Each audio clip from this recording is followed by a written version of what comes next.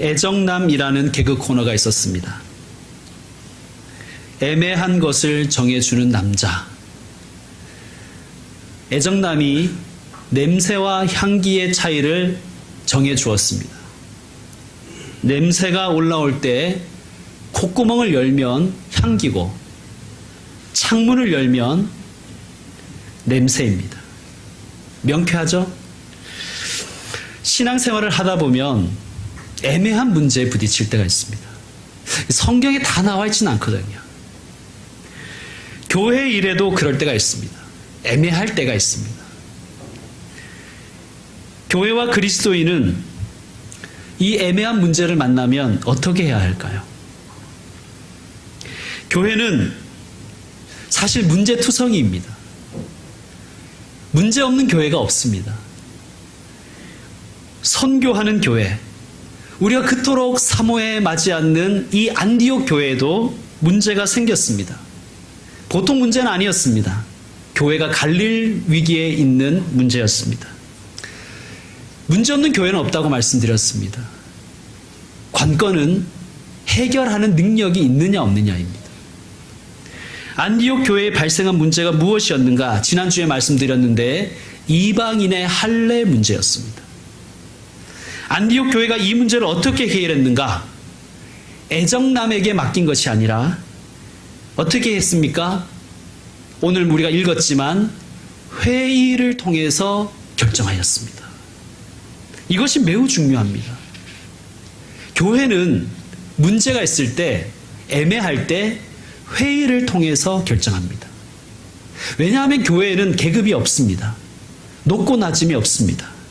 하나님 안에서 한 형제 자매입니다. 물론 질서상 목사님이나 교회 지도자들의 의견을 존중해 주자는 암묵적인 합의는 있지만 목사가 높아서가 아니라 그것이 덕이 되기 때문입니다. 원칙은 애매한 일이 생겼을 때 회의를 통해 결정하는 것이 성경의 정신이요 교회의 뜻입니다. 교회에는 여러 가지 회의들이 있습니다. 우리 교회도 회의가 있습니다. 우리 교회에도 여러 문제들이 있습니다.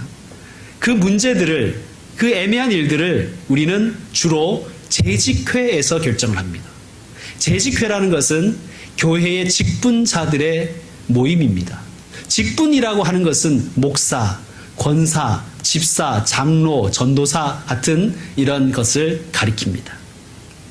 또 우리 교회는 공동의회라는 회의가 있습니다. 이것은 1년에 한 번 정도 열립니다. 간혹 열립니다. 공동의회가 하는 것은 예산과 결산을 처리하는 것입니다. 그리고 선거를 합니다. 목사 청빙에 대해서 장로, 권사, 집사, 안수 집사를 뽑는 것에 대해서 선거하는 것이 공동의회입니다. 이 공동의회를 통해서 장로님이 2분 이상이 선정이 되면, 선출이 되면 교회에는 당회라는 회의가 생깁니다. 그러므로 우리 교회는 아직 당회가 없습니다. 장로님이 안 계시기 때문입니다. 자, 교회는 여러 가지 일들을 이런 회의를 통해서 결정을 합니다. 만약에 교회가 해결하기 어려운 일들이 있으면 어떻게 할까요? 상위 기관에 올려서 다시 회의를 합니다. 그게 노회라고 하는 것입니다. 노회들이 해결하지 못하는 문제도 있습니다. 그럼 어떻게 할까요? 다시 상회에 올립니다. 그것을 총회라고 합니다. 교회는 이렇게 일들을 결정할 때 회의를 엽니다. 그래서 현대민주주의, 특별히 대의민주주의의 뿌리가 성경과 교회에 있습니다. 교인들은 결정이 내려지기 전까지는 열심히 토론해야 됩니다. 경론을 벌여도 괜찮습니다. 그러나 이미 결정이 나면 깨끗하게 승복해야 됩니다. 그게 민주주의죠. 교회는 민주시민을 양성하는 곳입니다. 자기 뜻에 맞지 않는 결정이 내려져도 회의의 권위를 인정해 줘야 됩니다. 도와주어야 됩니다. 그러면 이런 질문을 누군가는 하실 수 있어요. 목사님, 회의가 능사입니까? 다수결의 원칙이 언제나 옳은 것입니까? 그렇지 않지 않습니까? 라고 질문할 수 있을 것입니다. 동의합니다. 교회가 회의를 통해 결정했다고 그것이 완전한 하나님의 뜻이라고 감히 말할 수는 없을 것입니다. 자, 그러므로 회의를 통해 결정하는 것이 무조건 옳다는 그 생각은 일단 하면 안 되고요. 원칙이 있어야 됩니다.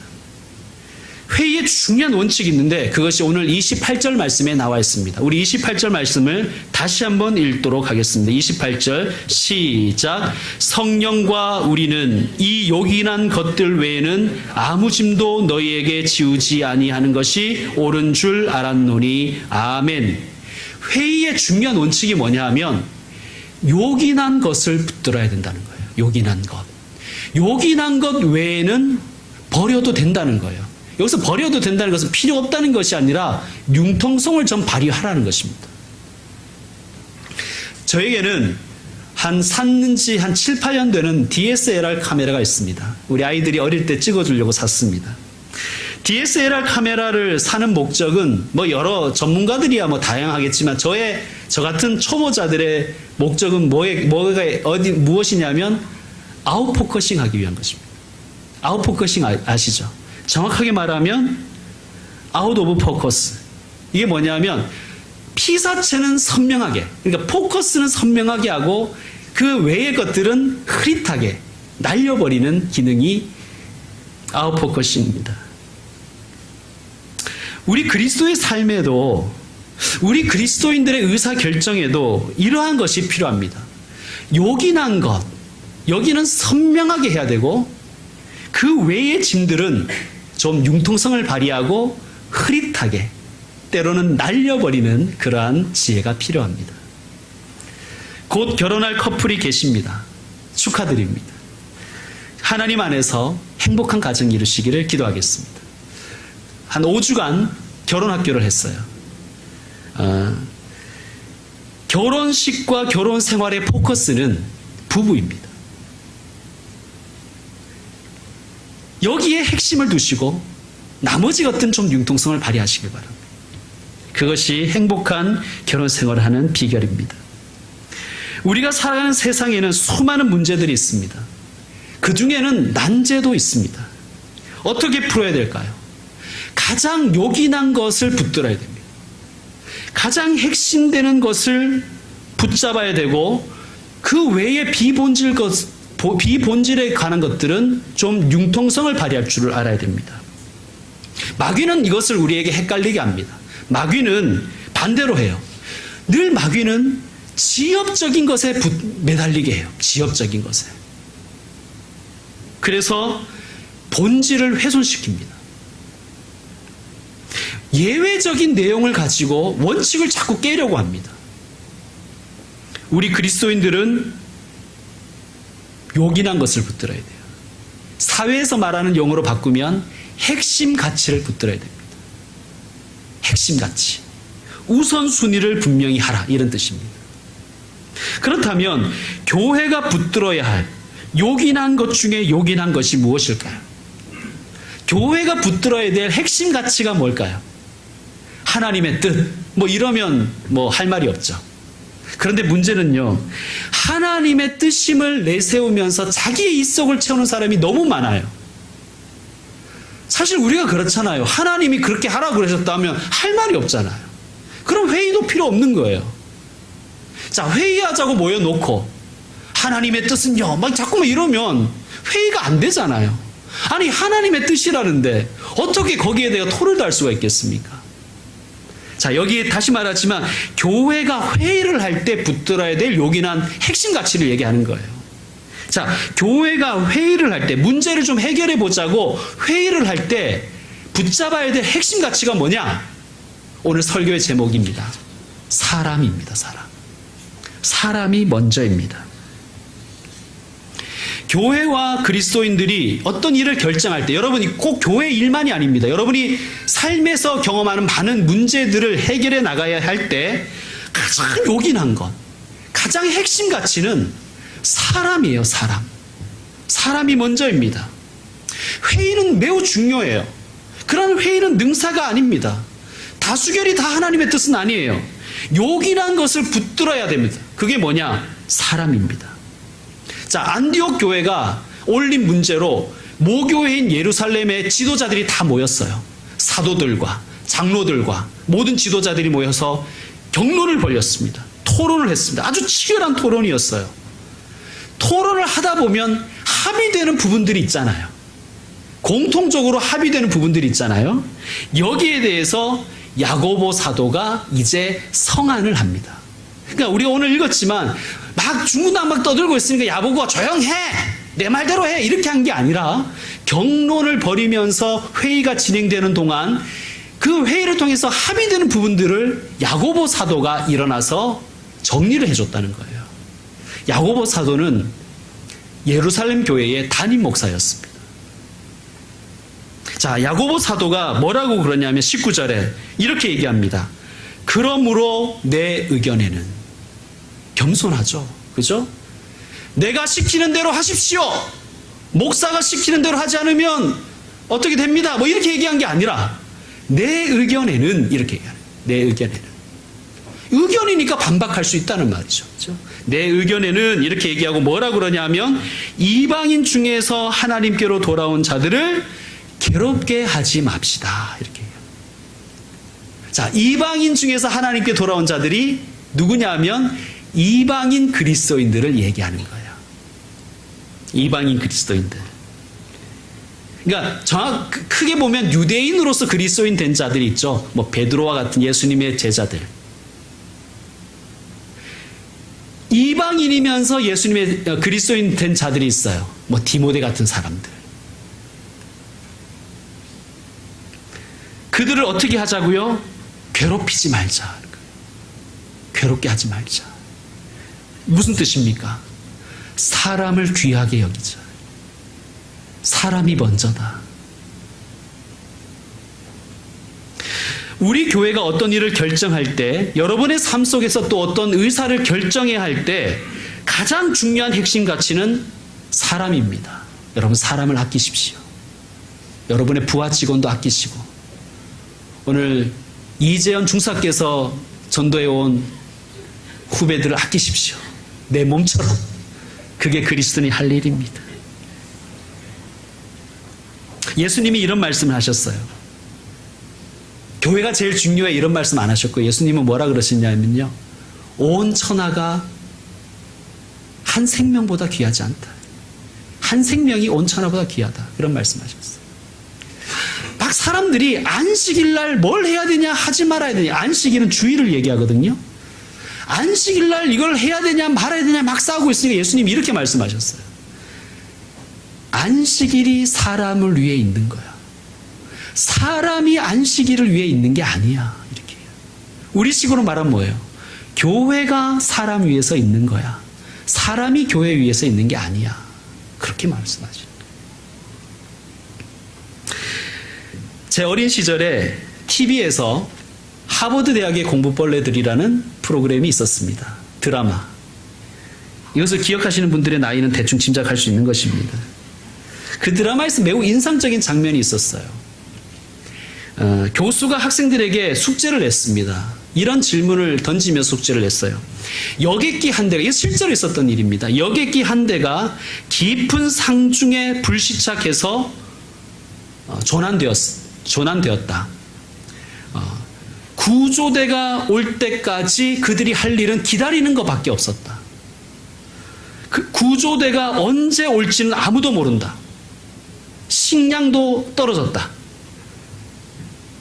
다만 비행기가 추락할 때 튕겨져 나와 사망한 승객들의 시체가 눈 속에 파묻혀 썩지 않고 있었어요. 그것을 살아남기 위해서 이들이 그 인육을 먹었습니다. 그 이야기를 학생들에게 해주면서 이렇게 과제를 냅니다. 인간이 인간의 고기를 먹는다는 것은 매우 비도덕적인 용서받을 수 없는 행위다. 그러나 그들은 절대절명의 위기에 처해 있다. 그들이 사람의 고기를 베어 먹은 것이 법적으로 잘한 일인지 잘못한 일인지를 법의 차원에서 해석하라. 라고 과제를 던졌어요.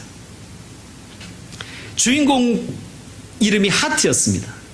이 하트라는 학생이 있었는데, 이 하트는 그 교수가 자기를 좀 무시하고 싫어한다고 생각했어요. 왜 그러냐면 출석부에 붙어 있는 자기 사진이 좀 이상하게 나왔기 때문에 그 사진 때문에 자기를 무시한다고 그렇게 생각했습니다. 그래서 친구를 꼬셔서 설득해서 금요일 오후에 교수가 퇴근한 줄 알고 교수의 방에 잠입했습니다. 근데 퇴근한 줄 알았던 교수가 갑자기 그 방으로 들어왔어요. 급한 마음에 캐비넷에 숨었습니다. 그 교수가 들어와서 자기가 이제 놔두고 간 물건을 챙기면서 그만 옷장문도 잠궈버리고 캐비넷도 잠그고 사무실 문까지 잠그고 나가버린 거예요. 자, 금요일 오후니까 토요일, 일요일, 월요일 아침이 돼야 이제 문이 열리는 거잖아요. 이 3일 동안 3일 밤낮을 있으면서 처음에는 그냥 답답한 정도였는데 나중에 보니까 배가 너무 고픈 거예요. 앞에 있는 친구의 얼굴이 햄버거로 보이기 시작하는 거예요. 치킨으로 보이기 시작하는 거예요. 오늘도 우리가 맛있는 빵을 먹었지만 식빵으로 막 보이는 거예요. 나중에는 막 바베큐로 보이고. 자, 중략하고 교수의 방에서 나온 이 하트란 학생이 깨닫습니다. 뭘 깨닫냐? 무엇이 도덕적으로 가능한가 불가능한가 이전에 인간이 지켜야 할 가장 중요한 법은 살아야 한다는 법이다. 사는 법이, 살리는 법이 그 어떤 법보다 중요하다라고 결론을 냅니다. 사람의 인육을 먹을 수 있느냐? 참 어려운 문제입니다. 그러나 우리는 기억합시다. 생명이 먼저입니다. 사람이 먼저입니다. 자, 야고보 사도는 사람이 먼저다, 이방인들을 행복하게 해주자라는 원칙을 제안한 후에 이걸 여기로 끝난 것이 아니라 한 가지 더 얘기를 합니다. 20절과 21절입니다. 여러분이 한번 읽어주시길 바랍니다. 20절, 21절 시작.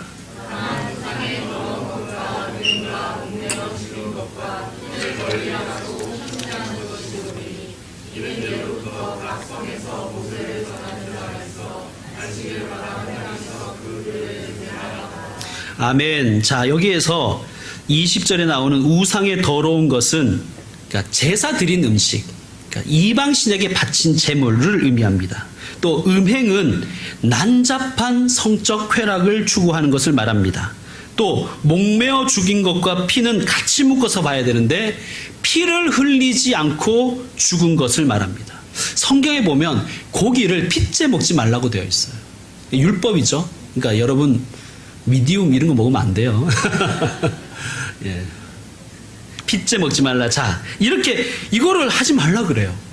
아니 방금 전에 요긴한 것 외에는 버리자. 이방인들을 괴롭히지 말자라고 얘기해놓고 또 율법을 지키자 그러잖아요. 왜 이런 말을 했는가? 이유는 유대인들 때문입니다. 21절에 내용이 뭐냐? 지금 야고보 사도가 뭐냐 하면 우리 유대인으로서 유대인 그리스도인들이 이방인 그리스도인들을 존중하고 아껴줘야 되는 것처럼 너희 이방인 그리스도인들아 유대인 그리스도인들을 존중하고 아껴주라는 거예요. 왜 그러냐? 아직도 유대인들은 각성에서 회당에 모여서 날마다 안식일마다 모세의 글을 읽고 듣기 때문이다. 모세의 글이라는 것은 율법을 의미합니다. 그러니까 이게 유대인이 먼저다, 이방인이 먼저다 이 이야기가 아니라 유대인들에겐 요청하는 거예요. 사람이 먼저다. 이방인 그리스도인들을 귀하게 여겨라. 그들을 행복하게 해주자.